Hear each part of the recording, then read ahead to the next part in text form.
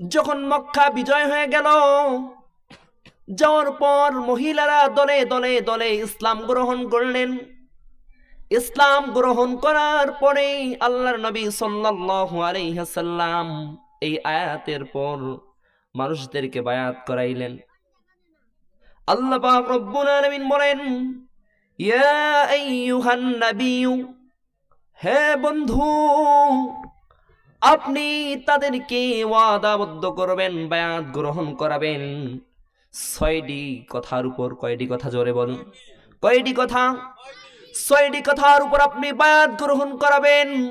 আর সঙ্গে সঙ্গে আপনি তাদেরকে সুসংবাদ দিয়ে দিবেন 6টি কথার উপর যদি কোনো ব্যক্তি, কোনো মহিলা, নারীগণ যদি বায়াত গ্রহণ করে, আমি আল্লাহ পাক রব্বুল আলামিন তাকে ক্ষমা করে দিলাম। জোরে বলুন সুবহানাল্লাহ।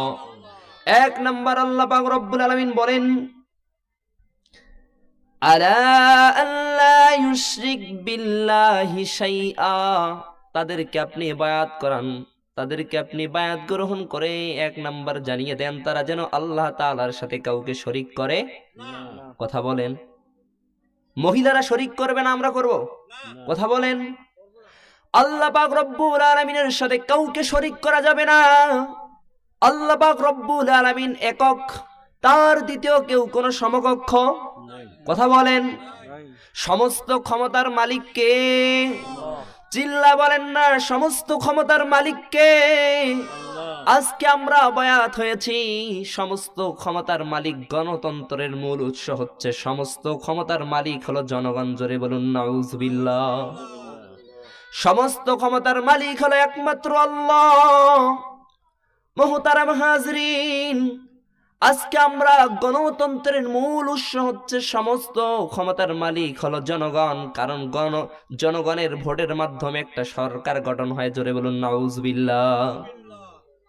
বেশির থেকে বেশি এই শিরিকের গুনাহ আমার মা বোনরা করে।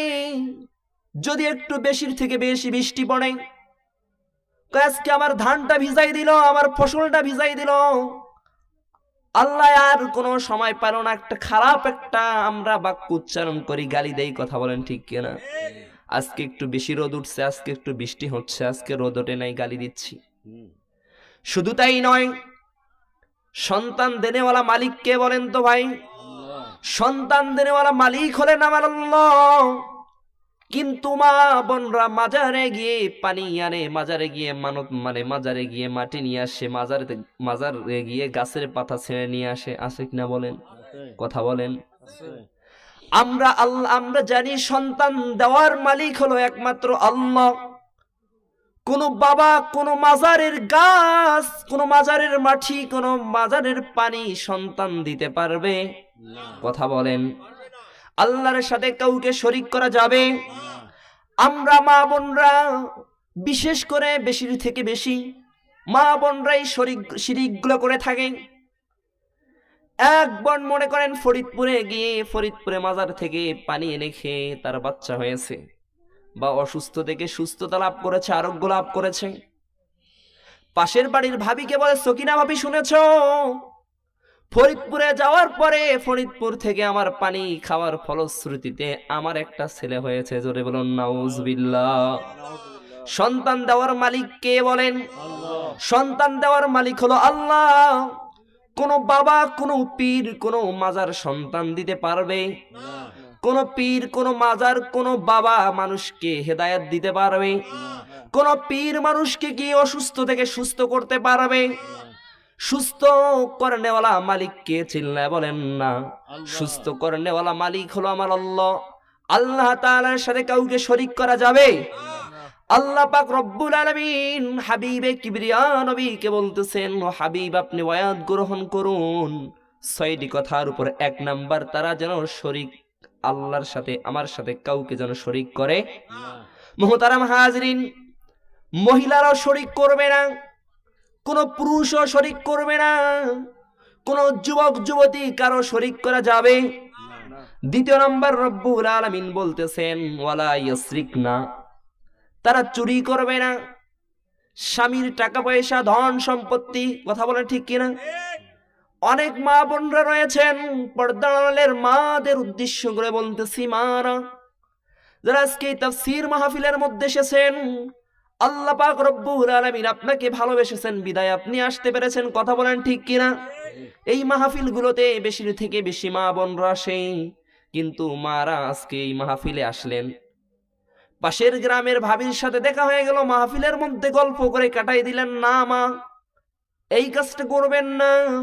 এই মাহফিল থেকে এমন কিছু নেয়ার চেষ্টা করবেন যাতে করে আপনার পুরা জিন্দেগিটা চলার যেন পাতে হয়। কথা বলেন ঠিক কিনা?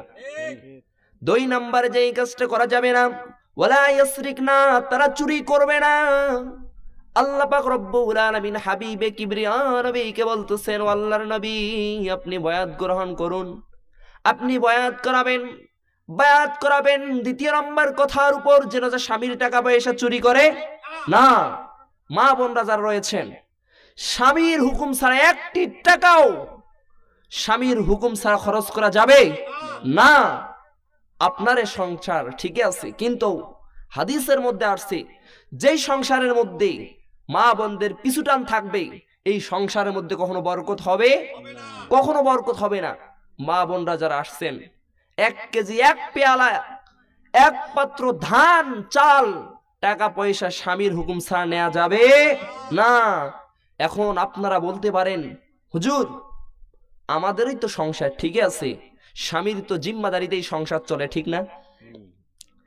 3 নম্বর কথা হলো ওয়ালা ইয়াসনিনা, ও হাবিব আপনি বায়াত গ্রহণ করুন, তারা যেন জিনা না করে। কি করে ভাই?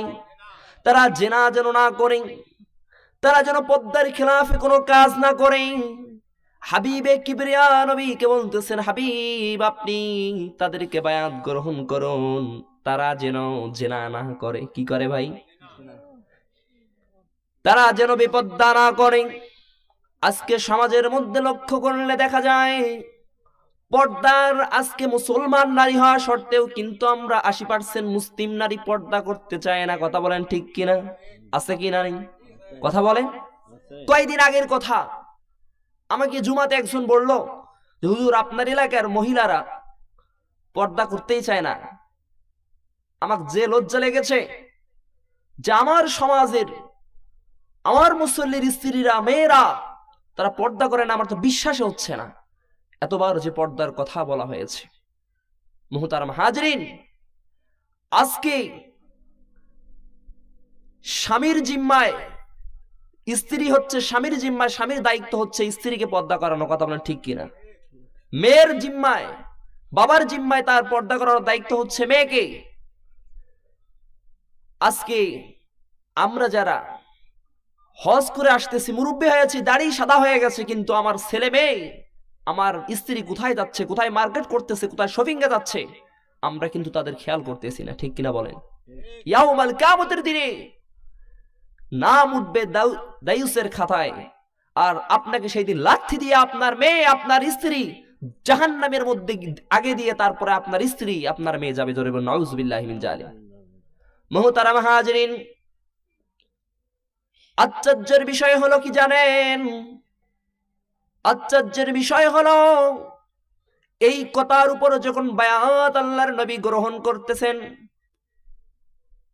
যখন মহিলারা দলে দলে যখন বায়াত গ্রহণ করতেছেন, এমন তো অবস্থায় আবু সুফিয়ান রাদিয়াল্লাহু তাআলা আনহুর স্ত্রী, আমরা যাকে হিন্দা বলেছেন, নবী আলাইহিস সালাতু ওয়াস সালামের আপন চাচা আমির হামজার কলিজাটাকে যে চিবিয়ে খেয়েছিল হিন্দা, মুসলমান হওয়ার পর তাকে যখন এই কথাটা বলা হলো, ওয়ালা ইয়াজনিনা, আপনি বায়াত গ্রহণ করুন যে আপনি জিনাহ করবেন না। কি করবেন না ভাই? জিনাহ করবেন না। তখন হিন্দা বলতেছে, একজন স্বাধীন মহিলা কি জিনাহ করতে পারে? কে বলতেছে ভাই? হিন্দা। তিনি তখন মুসলিম, তখনও সে মুসলমান হয়নি, মুসলিম হননি। আশ্চর্যের বিষয়, একজন মুসলিম স্বাধীন মহিলা কি জিনাহ করতে পারে?